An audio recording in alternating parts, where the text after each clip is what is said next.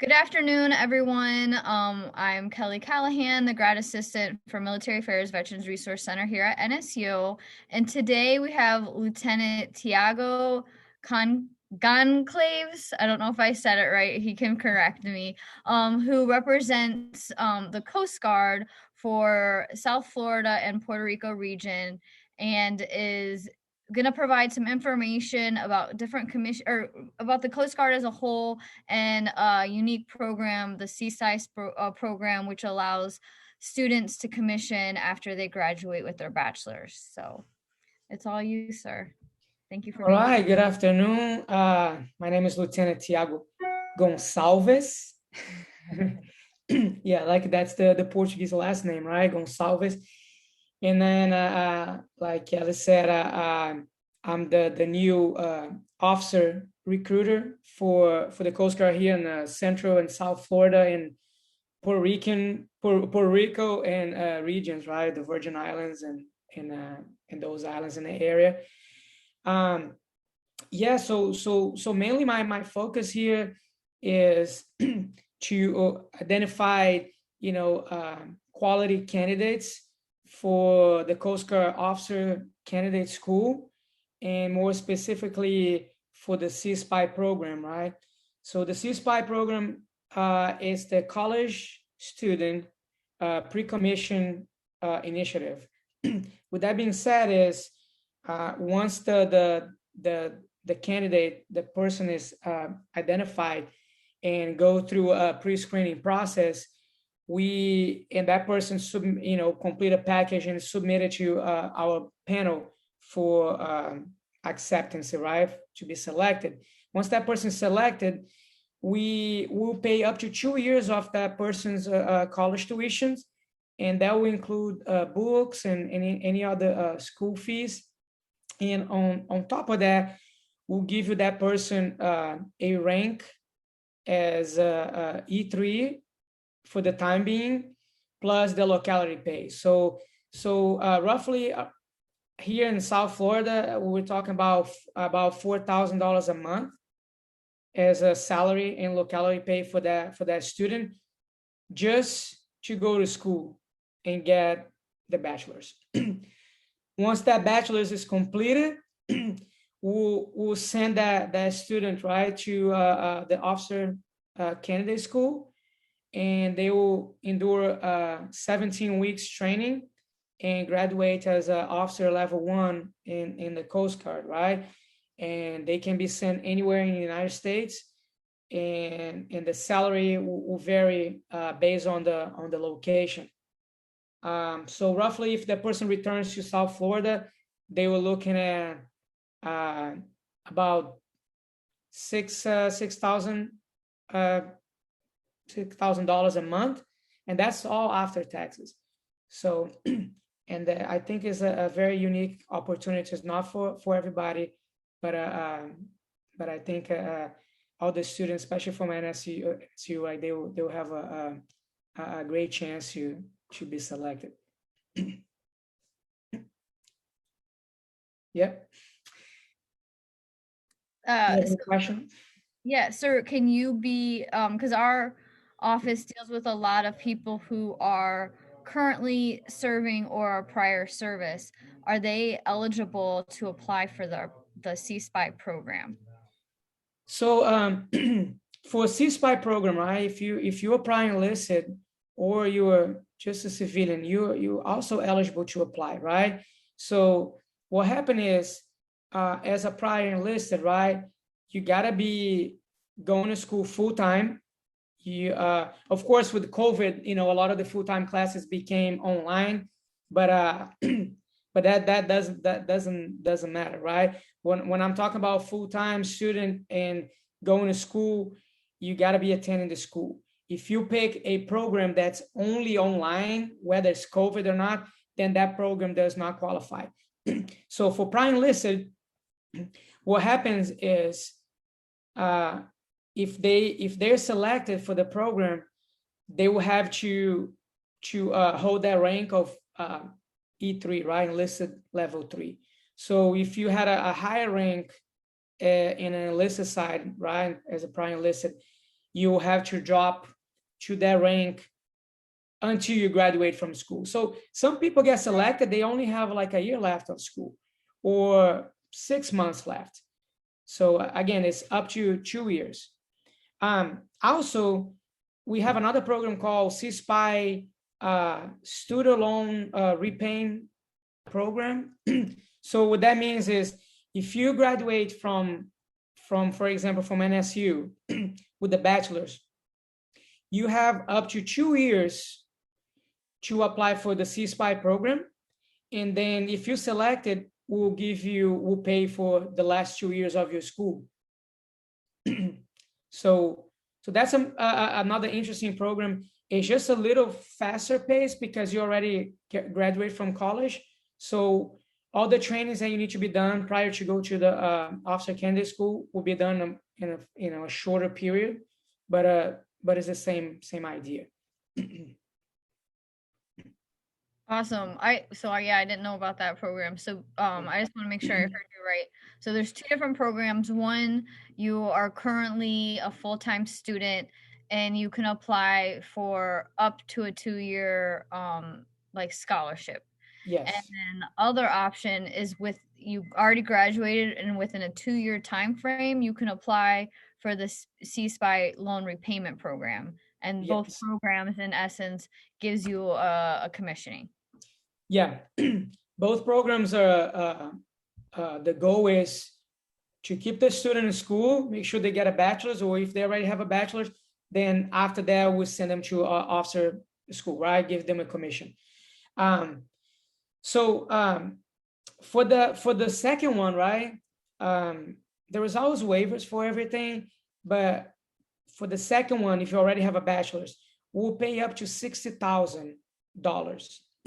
I know NSU it's pricey, right? So, but again, if you have 100,000 student loan, right, $100,000, we pay up to 60,000. Then, look, you just have to focus on 40,000, right? After that, but then as a commissioned officer, you're gonna receive a very competitive salary that you definitely gonna be able to repay that any leftover loan, student loan, pretty fast.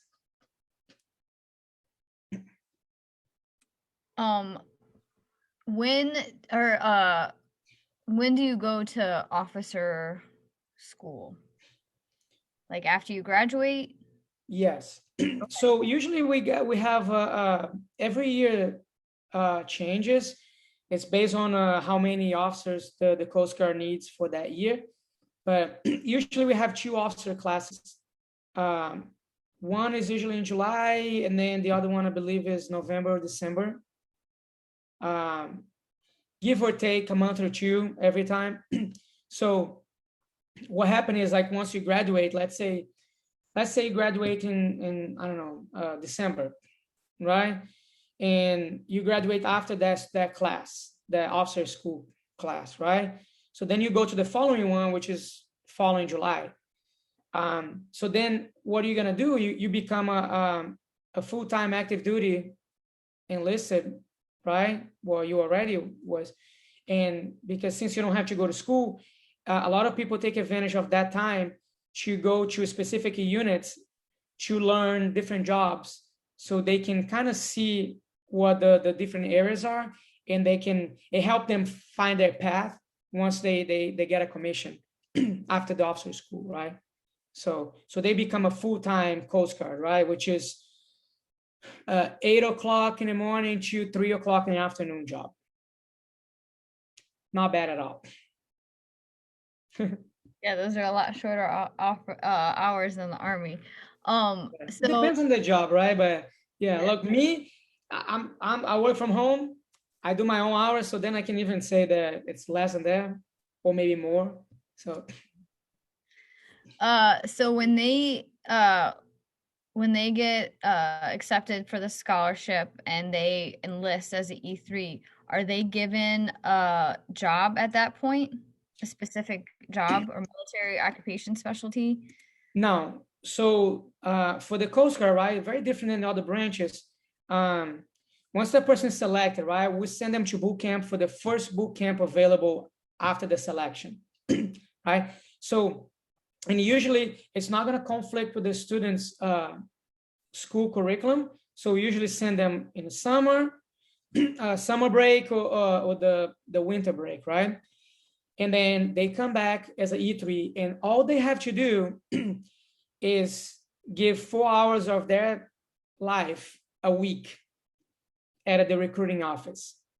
So what we like to do with a lot of we call them officer in training, right? Once they come back from boot camp, instead they come to the recruiting office and sit there for 4 hours, do nothing, because there's nothing for them to do over there, right? We try to send them to a different unit so they can spend those 4 hours, like I said before, learning or seeing what Coast Guard people do, with the different jobs. We send them to the air station. We have a student, a trainee, right, that he goes to air station every week. So he's always like flying helicopters and as a crew member, right, flying airplanes and things like that. So there is another trainee, and then she's actually like an NSU student. She wants to work on the engineer side, right, the inspection side. So she go hang out with the units that that do like vessel inspections, oil and gas facility inspections and things like that, right? So they do safety inspection on those facilities or merchant vessels coming into the United States, or cruise ship inspection, things like that. So that's some of the jobs that we can do. We also have the law enforcement side of the house. So some of the trainees, we send them to work with our LE, right, the law enforcement team. So they go on a fast boat or bigger cutters. They spend some time with them, go in some law enforcement chase, and so they do some cool stuff on that side. And that's pretty much it, because they only have 4 hours, right? A lot of those students, they end up like giving a little bit more than 4 hours because they want to. They're not obligated, but that's for their own experience. So once they graduate, and you said that they, like, sometimes there's a waiting period before they go to their officer cadet school, or training school, and they can go to a unit and train. Is it like in a local area, or can they pick to go somewhere else and the Coast Guard pays for them, or how does that work? So let's do a little timeline here, right? For a person that has 2 years left in school. So they got selected, right? Usually the selection comes, mid-April, March. So then they find out where that they got selected. So we try to send them in June or July boot camp, right, during their summer break. It's 8 weeks training, basic training. So once they come back, they come, if they hear from this area, right, like from Fort Lauderdale or from Miami, they go to the recruiting office in Hollywood, right? That's where they spend their 4 hours. So some of the students, let's say they go to school down south, and then they will prefer to go to a Coast Guard unit that's down in Miami or in South Beach. So usually we send them over there. So instead of this, they have to drive all the way to Hollywood. We tell them to drive a shorter drive to the unit, close to their house. But the idea is for them to always go to a recruiting office after their basic training. So again, for those 2 years, they do that 4 hours a week, right? And that's pretty much it.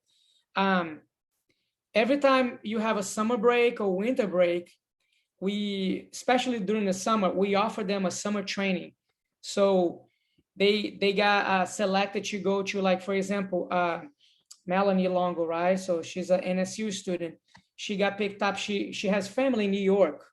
So she's going to see family in New York. So we got her hooked up with the sector New York, So while she's seeing family, she's working with them for the summer, right? Every day, like a normal job in the Coast Guard, following people around to see the jobs that they do over there in New York.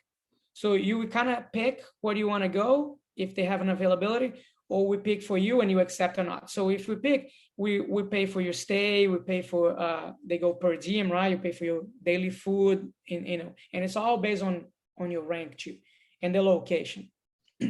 So after all that, once you graduate from college again, you're gonna be sent to the first available officer school. And how long is officer school? 17 weeks in Okay. New London, Connecticut. And during that 17 weeks, what does that look like, and how do they determine, or how do you pick what job you're gonna have? So what they do is like they will give you an oversight of all the jobs that, again, right, at the officer candidate school. And you got trainings on different jobs, you got classroom set, you do a lot of your workouts and everything. So you take a lot of tests, right? Every class you have a test, every physical fitness you got a test. So what happened is they rank you at the end of the school, towards the end of the school completion. They rank you in class. So you have 30 people, right? So they're gonna come with 30 different options, 30 different locations with different jobs. And then you pick your job based on how you rank in your class, right? So if you're number one in the class in your grades and in physical fitness, everything, you have the first choice. So you go and pick, you have a first pick out of the 30. So what is not guaranteed, and that's the only downside of everything on the officer school, is if you don't rank well, or even if you rank well, and if there is no job that you wanted to do, or the field, the area that you wanna be involved, you will be sent to whatever is available for you. But then you will be able to transfer out towards the end of it and follow your own, the path that you want, even if you're doing a different job. Didn't it make sense? So for example, if you want to be a law enforcement guy for the Coast Guard, but unfortunately there is no availability, or you rank too low on in your class. So what happened, let's say they send you to a I don't know, like intelligence unit to do intel work. And then you really don't want to do that. You want to do law enforcement. So what you do, you're required to get your basic qualifications for that intel job. And then once you do that, it's usually pretty quick. They'll allow you to go cross training with the law enforcement people. So next time you transfer to another unit, you go directly to that law enforcement side of the house, and you stay on that. If we can, I know I kind of like asked you questions, like putting the horse before the cart, right? No, cart before the horse, cart before the horse. What makes somebody, what are like the minimum eligibility requirements to apply for CSPI, and what makes somebody competitive where they're gonna get or have a higher chance of getting a scholarship? Right. So the requirements are you got to be a U.S. citizen. That's the main thing, right? I am working with the headquarters with this new project to perhaps have them entertain a permanent resident to apply for the program. Since once you apply, you become enlisted, you're active duty military, so then you will be able to apply for your citizenship, and by the time you graduate, you might be a citizen, so then you can be an officer. But but this is still in a conversations. It might take a while. So U.S. citizen, you got to be 18, I believe, 18 to 28 now, I believe, 28 years old. You got to have an average of at least a 2.5 GPA. You can be in any degree program, it does not matter. So what else? Citizenship, age, you have to be at a school that's considered has a high percentage of minorities, right? So a minority institution, right? So what does it say? 50% and above, 51%. So you do not have to be a minority. You do not have to be a minority. Just the university you attend, it has to be a minority institution. And that's pretty much it. What I tell everybody, you gotta go through a medical screening, right? So the medical part is the hardest thing. That's what DQs a lot of people, and it's mainly based on some diagnose you know, illness or things that you had in your life that's been confirmed by a doctor, but everything needs to be documented. So I always tell people, don't be discouraged if you think you had something bad in your past, as far as some like a broken bone or anything like that, because it's the doctors, the military service will determine that. So, but unfortunately, the medical part is the one that actually disqualify a lot of people. You got to try to be in like somewhat in a good shape, right? You got to be able to run a mile and a half, but that you if you can't do it, you'll be able to do it eventually. So I wouldn't worry about that. There are some weight standards to be able to apply, which is not not very critical either. But that's pretty much it. So what makes somebody competitive? So to make somebody competitive, I always say this: the higher GPA, the better. But what we're looking for is not just a 4.0 student. I'm looking for a person that can demonstrate ability to work in as a group, a person that can learn the job, right? And a person that can actually be able to follow orders and then be motivated, right? And be excited about doing good for the service and for others. So we usually ask people to have like the community service, right? Volunteer service in the community. That's something very, very strong that we recommend, that once you prepare your package to submit to headquarters for the panel, they're looking for things like that, right? Blood donation, go volunteer some high school, help people, and things like that, local church events and things like that. And then we also look for people that have like a lot of recommendations, right? So some people outside of their family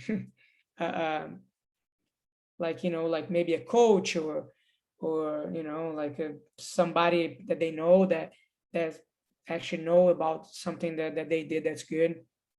So things like that.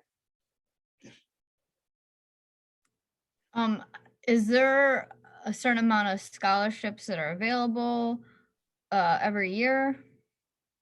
Every year changes, right? So that's a hard question to answer, because I don't want to give you like a wrong numbers. But what usually happen, let's say this year they want to select 30 people, right? It's a very very competitive.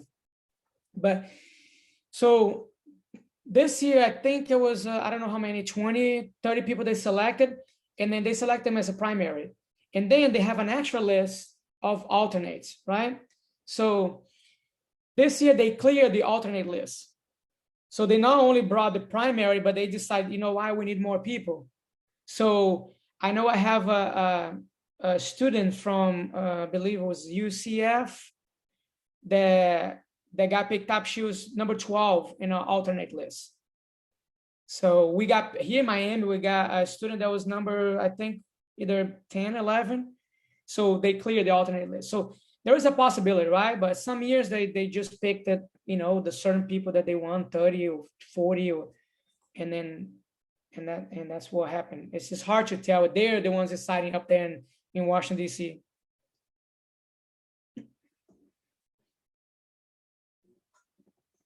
I had another question and I forget what it was. But so you mentioned while there are scholarship recipients, they're enlisted and they're required to conduct 4 hours of, I guess, work Right. with Coast Guard. Are there physical fitness requirements during this time, daily or like physical fitness assessment tests or anything? So we do. They need to, once, like I said, once they're selected, right? They'll go to boot camp.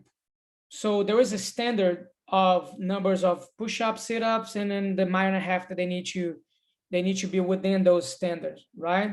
So once they pass all that, they go to boot camp, they're gonna pass everything, right? Otherwise they don't graduate. They come back. We usually do like a weekly physical training, PT section. We take them to a park. We use those 4 hours to like, be, do something more useful than just sit around in the office. And then, right. And then we keep track, the recruiters, they keep track, right? Like not me specifically, but the recruiters, they keep track of their levels of, how fast they are running. And then they maintain that. And then we keep like giving them like mentoring sections for, look, you're getting close to officer candidate school. You need to meet this speed, right? This time and for running, which is not hard at all. It's not like a FBI running, test. It's not hard at all. I believe like for males it's like 12 minutes, 12 something, and for females it's like 15 something. I don't know if the numbers top of my head, but it's something like, it's not that hard at all. So we just maintain that type of interaction with them, and then that's it. And then if they fall apart and then they are not ready to go to officer candidate school, even if they graduate from boot camp, then they out of the program, right? So, right. And then again, like all the disqualified stuff, right? Like, drugs, not being, like let's say a week or two prior for them to go to officer school, they can meet, they like, let's say a female is running 25 minutes, a mile and a half, and she needs to run a 15 in, 20, whatever. So is she gonna get down to, drop her run in 10 minutes in a week? It's gonna be very hard, right? So things like that. So, but I never seen anybody get disqualified from the program after they're selected. Everybody stays in a good track. So I know you said you've never seen it, but since you brought it up, let's say somebody does become ineligible due to whatever reason. Right. Is it unable to complete their obligation in their officer training school? Do they have to pay back to the scholarship? Do they have to continue their service as enlisted? What's, I guess, like the repercussions or consequences? So yeah, so if they drop out of the program, right, they will have to pay back whatever was already paid. They will have to pay back, and then but they can stay as enlisted, right? So I was trying to find here the actual details on there about the enlistment.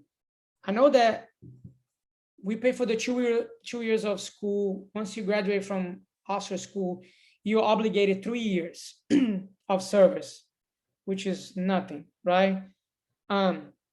So I believe that, I know for sure that if you don't graduate from officer school, something happened, if it's not drug related or something that can medically discharge you from the service, you have to complete your contract as an enlisted. And then again, if you have to complete that program, right, the continuation of that contract, you can, you continue as enlisted, you have to you'll be able to apply for an enlisted job, right? Go to a Coast Guard A school and then maybe follow that path. Or you get discharged and pay back all the money. So, but again, I haven't been doing this for a long time, so I haven't seen anybody being discharged like that. And all the other recruiters I talked to, they don't remember anybody that, at least in Miami, that got disqualified. So I had like 2 or 3 questions and now I forgot it. Oh, is there an opportunity, like, is it only active duty or is there opportunity to go, like, does the Coast Guard have reserves? I don't even know. the Coast Guard does have the reserves, and they do have a reserves as an officer, as well as any other active duty officer program, right? We have some other officers programs that people can do. But for the reserve officer program or the active duty officer program, besides CSPI, right, the student needs to have a degree already. You need to have a 4-year degree, and that could be from any institution. It does not have to be a minority institution. It could be any institution. But then, again, if you're selected, you apply for, you're selected, then you just go directly to the officer candidate school. So I just wanted to clarify. So CSPI is only for minority schools, and your obligation is active duty afterwards. Yes. Okay. Sophomore, junior, or senior, right? For CSPI, or within 2 years of graduation from a minority institution, right? The reserve and the other officer programs are any institution, any college that you earn your 4-year degree, right? There are some other programs that we call direct commission. So, for example, direct commission engineering. So if you have a degree in engineering, let's say a mechanical engineer degree, you can apply for this direct commission program. So you go to a shorter version of officer candidate school. It's usually 5 weeks only, and you come out as an officer because you have a specific degree that we're looking for. Some of those jobs, those direct commission programs, like the lawyer one, you come out as an O3. So you don't even come out as an officer 1, you come out as an officer 3, like me already.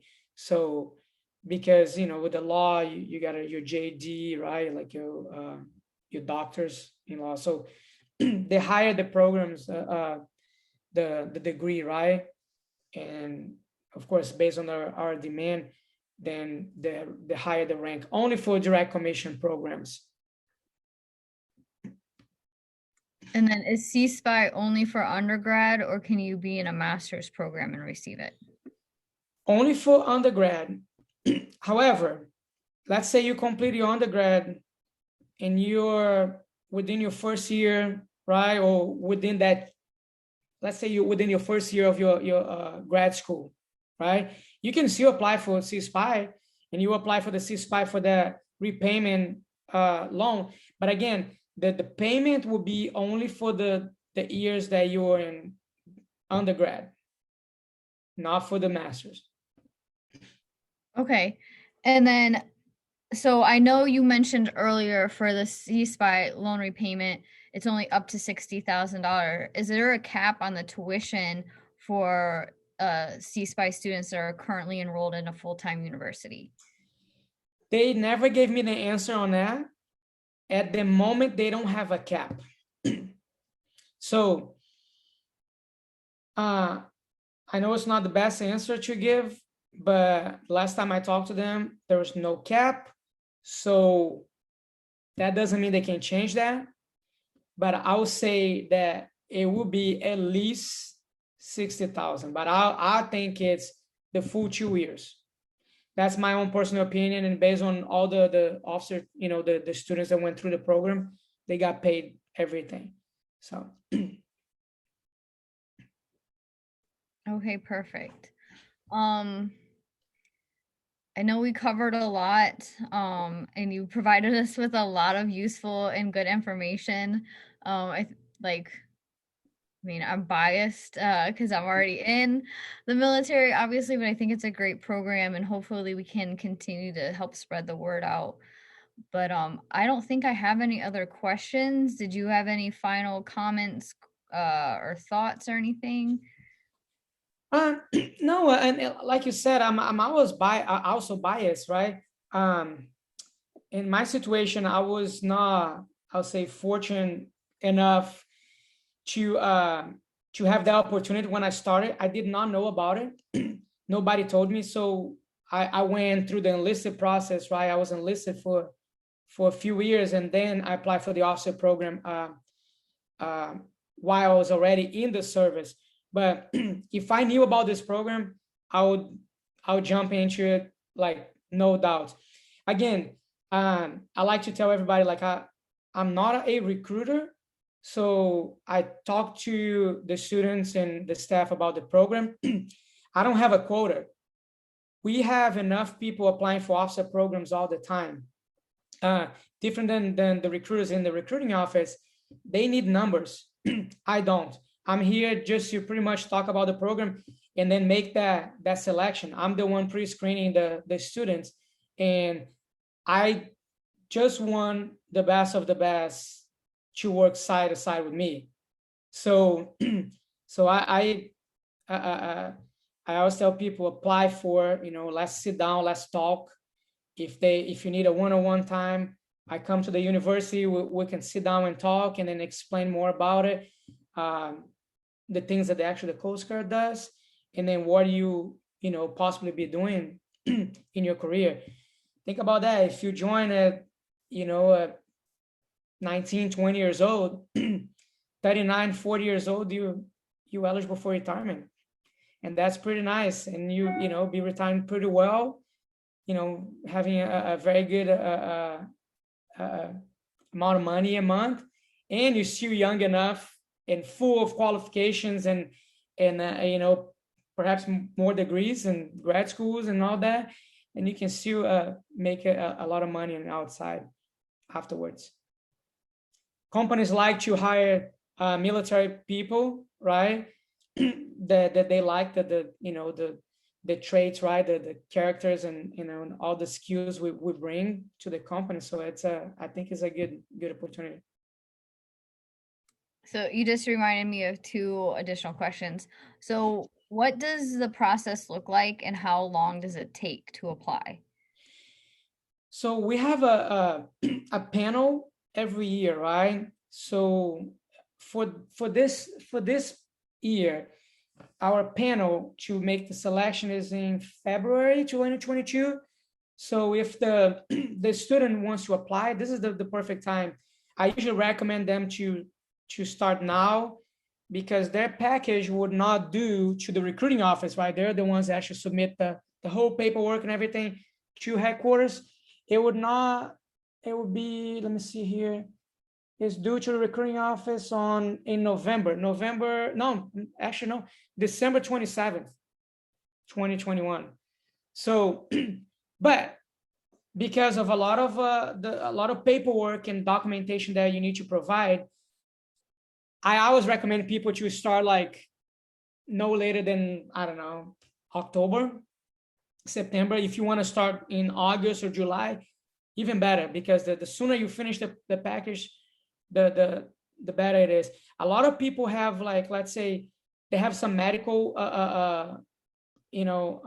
things that they need to provide, that the military doctors say, hey, okay, so you broke this nose, right? We can tell, and so I need paperwork on that. So sometimes you got to go back 10 years and find who was the doctor, where did you, and then provide the documentation, and that can take a long time. That's the like, again, The medical part is the worst part of it because of that paperwork process. If you have everything in hand, then, easy enough. You just gather all the paperwork and give to the recruiter. So, like, again, everybody needs to have that package completed by 27 December. So plenty of time.